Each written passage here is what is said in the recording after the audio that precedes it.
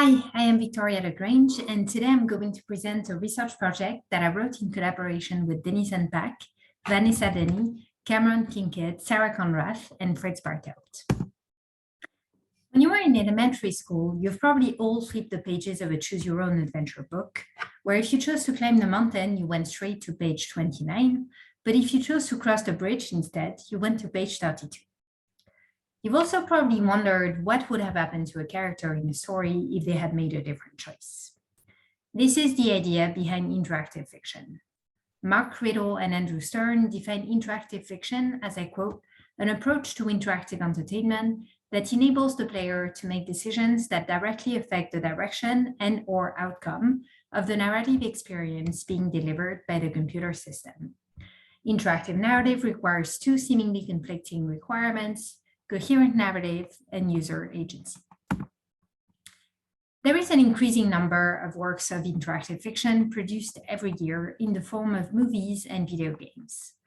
Netflix Black Mirror Bandersnatch, Dontnod Entertainment Life is Strange, or Quantic Dreams Detroit Become Human, to name a few, as well as hypertext fiction. Interactive fiction rose to prominence in the 1980s with the Choose Your Own Adventure book series, as well as the text-based video game Adventure. The rise in participatory culture has made interactive fiction more attractive to contemporary readers and players. Successful interactive fiction transformed the way we think about telling stories. In interactive fiction, not only do readers passively slip into the shoes of characters, but they also take the wheel and make some decisions for them. This has led some scholars and researchers to provide evidence that interactive fiction may be an especially well-suited medium to cultivate empathy, while others suggest that readers may be prompted to override the individual characters and instead project their own interests on the character and use them as avatars. The debate about the role of empathy-related transportation in interactive fiction is ongoing and so far inconclusive. There is a central aspect of interactive fiction that has so far received little attention and that we suggest plays a major role for empathy. Readers often make decisions for more than one character. Most of the time, the decision for one character also impacts the well-being of other characters. In this study, we examine how this decision-making from the perspective of multiple characters impacts empathy towards each of the characters. In principle, it is possible that readers empathize with multiple characters. Therefore, they make decisions that benefit each character and are appropriately based on the characteristics of each one. It is also possible that readers select a favorite character, override the interest of other characters, and select story paths that will benefit their favorite character, but not necessarily the character who is making the action. The second option we call biased empathy, meaning empathy that is focused on one character while neglecting the well-being and perspectives of others. Biased empathy could also manifest in a manipulation of others in order to benefit the empathized character. We hypothesize that the activity of making choices in interactive fiction leads people to more strongly commit to a preferred character while neglecting others. In our study, we focus on characters in a perpetrator-victim dyad, a common constellation in interactive fiction. Our hypothesis that interactive fiction increases biased empathy could potentially explain the conflicting findings in previous studies, because empathy could both be described as higher for the preferred character, as similar to linear fiction when considering all characters, or even as lower for the non-preferred characters.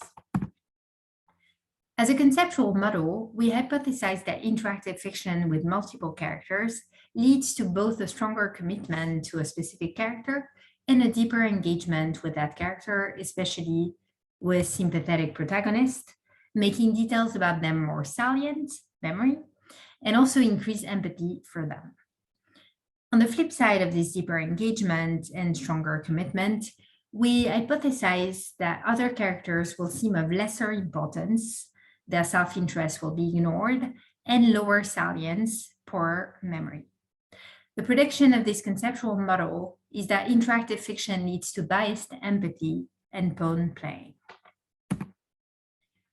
To test this conceptual model, we developed the following study based on a story that participants read either as a linear story or an interactive one with choices. We then measured their empathy, transportation, and learning. We ask, does interactive fiction promote biased empathy for characters? We conjecture that by giving participants agency in the story, we increase the link between empathy and side-taking in interactive fiction. Therefore, participants will have more empathy, empathetic concern, and perspective taking towards a specific character in interactive fiction, while their empathy should be more balanced in linear fiction. Does interactive fiction promote biased actions towards characters? Play. We predict that participants who read interactive fiction would make their choices following what would be best for their primary character, the character they sided with, even if it means making a choice that goes against the interests and goals of the currently playable character. We recruited 339 participants via Amazon Mechanical Turk. 171 were in the interactive condition and 167 in the linear condition. We used a between-subject randomized control design such that participants either read an interactive or a linear story before completing the reading-related questionnaire. We created a story comprised of two characters with independent goals that come into conflict with one another. By random assignment, participants either received one of the 4 story paths that was possible in the interactive condition as a piece of linear fiction, or they received a story in the interactive mode, which involves making decisions for each character that impacts the progression of the story. In both cases, once the narrative is concluded, the participant received questions regarding it. The story introduces 2 main characters. Luke, a radical environmentalist, kidnaps the other character, Sarah. As in many interactive fictions, the first round appears as a practice round, which does not affect the story. For the second and third choice, the participant makes a decision for Luke and then one for Sarah, both of which ultimately lead to the same developments: Luke's assignment to kidnapping and Sarah's abduction. The participant then makes 2 final choices, each having a significant impact on the storyline, leading to one of 4 possible outcomes. The first choice is for Luke, to lock the door of the shed where Sarah is held captive or to leave it unlocked, followed by one for Sarah, to attempt to flee or to stay. The possible endings have the following outcomes. The first one, Sarah is electrocuted while the environmentalists achieve their goal and the authorities agree to reduce CO2 emissions. 2, Luke and Sarah flee together. 3, Sarah escapes, Luke and his comrades are arrested. And then 4, Sarah manages to escape, but Luke remains unpunished. Without consideration of endings, participants offered fairly similar ratings for both interactive fiction and linear fiction on most general story experiences and measures like enjoyment, emotional flow, transportation, and coherence. However, participants reported more engagement in the interactive story compared to the linear one. We measured perspective taking, empathy, and feeling responsibility for a character. The overall data also shows high similarity regarding overall attitudes toward the individual characters without consideration of specific endings. However, there are 2 key exceptions to this. First, participants in the interactive condition reported more perspective taking for Luke's position compared to those in the linear condition. Second, there is a notable difference in regards to feeling higher responsibility for the characters in interactive fiction. This means participants in the interactive condition tend to switch perspective more easily and feel more responsible for both characters. In regards to the memory items for Sarah and Luke in both conditions, we calculated the percent correct and found strong differences. Participants demonstrated better memory for Sarah's detail in the interactive condition when compared to the linear condition. Conversely, participants demonstrated better memory for Luke's details in the linear condition when compared to the interactive condition. We further analyzed the difference in attitude towards Luke and Sarah by focusing on one of the choices that made a difference in the ending of the interactive fiction condition, namely Luke's choice either to lock the door to the hostess shed or to leave it unlocked, which would provide Sarah an opportunity to escape. The point of interest here is that one character, Luke, is making the choice, and this choice potentially benefits or harms the other character, Sarah. This means that participants potentially may have different reasons for that decision. At the end of the story, we ask participants to reflect on that decision, allowing them to rate on a slider scale the influence of each of the reasons shown here.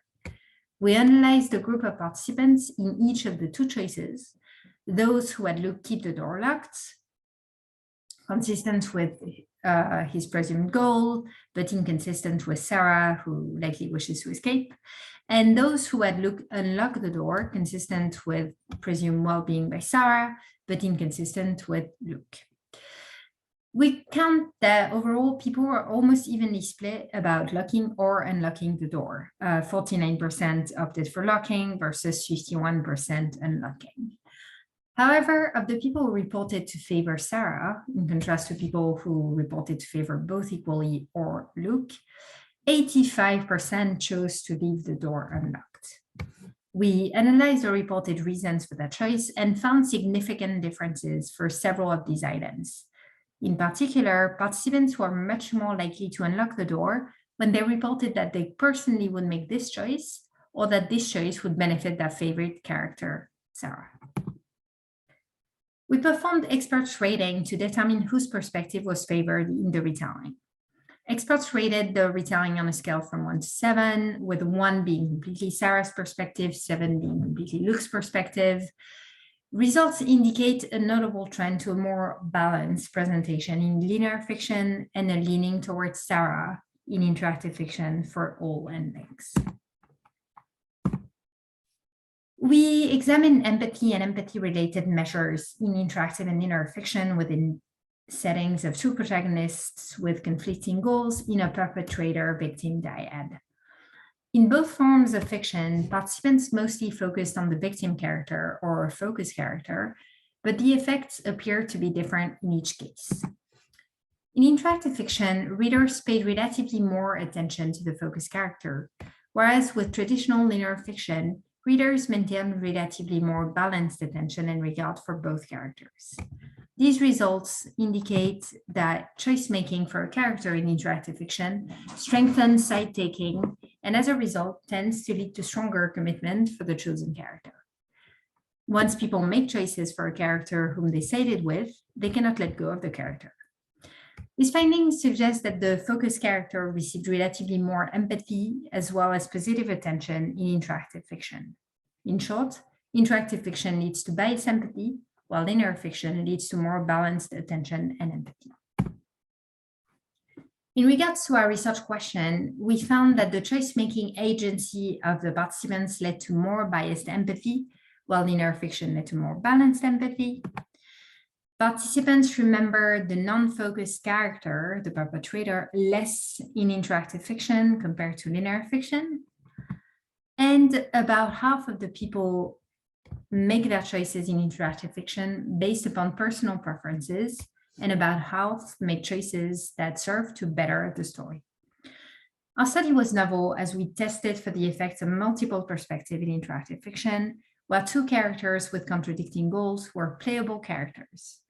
These results could help explain the conflicting findings regarding empathy in interactive fiction by different researchers. Interactive fiction with several playable characters warrants a unique possibility. Participants can make a choice when playing one character that is consistent with the goals of another character, which may not be aligned with the goals of the character being played. In this manner, they use one character as an assistant for another preferred character. We call this option of action pawn playing or decision making for one character, the pawn, with the intention to benefit a different character without concern for the consequences this decision may have for the pawn. In our study, we noticed two kinds of readers, players in the interactive condition. Even though the vast majority of participants sided with Sarah, only about half of those in the interactive condition chose to have Luke lock the door. The other half had Luke unlock the door for her to potentially escape. This divides those in interactive fiction, into two types of groups. The first group made a choice that was consistent with the goal of the character. The second group, however, engaged in what we consider to be pawn playing. In our text, the group that chose to help Sarah with Luke's action saw Luke as a pawn that could benefit their preferred character, Sarah, instead of opting for narrative consistency, choosing based on what Luke would actually do or would likely be in his interest. Pawn playing could be described as one-sided, as it leads to the neglect of characters other than the focus characters. However, pawn playing also lends itself to a greater good interpretation. By using Luke as a pawn, it becomes possible to save the innocent character, even though this may include costs or risks for the currently playable character. Those who did not pawn play gave up their available agency to support Sarah in order to stay consistent with Luke's character. In this case, the participants locked the door, even though they knew it would hinder the character with whom they explicitly sided. Interactive fiction is getting increasingly popular on several media platforms. It is also related to multi-perspective game playing and has uses in therapy and education. Therefore, it is important to understand its effects on empathy and the understanding of others. Interestingly, our findings do not suggest strong differences between interactive and linear fiction in many respects, such as enjoyment or overall transportation. However, the findings suggest that interactive fiction favors neglecting non-focused characters and leads to pawn playing, as well as one-person lopsided empathy and attention. There are different ways to interpret the results of our study. While balanced empathy might intuitively appear to be the best way to comprehend a multi-perspective situation, siding with one specific character can also be an appropriate reaction, as it could have the positive social impact of developing empathy and understanding towards deserving groups of people. On the one hand, maintaining balanced empathy as promoted by linear fiction and developing multi-perspective understandings of others in social situations are desirable core abilities. On the other, there are a variety of cases in which biased empathy, as promoted by interactive fiction, is an adequate reaction to a social conflict that includes moral injustice. There are various situations in which focus on balance can inhibit decisive actions when warranted, including in cases of power imbalance, moral asymmetry, and emergency. In cases where moral asymmetries are present, biased empathy can serve as a restorative force to coordinate bystanders to one and the same. In these cases of power imbalance, one-sided empathy may provide a platform to help an underserved character or group. Interactive fiction may activate greater good thinking, as some people choose to utilize their agency to make decisions based on moral rather than narrative considerations. By manipulating the perpetrator in order to help the victim in interactive fiction, people take the side of the victim and construct an implicit belief that this character is the one that deserves the most help and support. Making choices for and siding with one specific character can also train people to understand how their own choices might affect the ability of other people's decision-making abilities.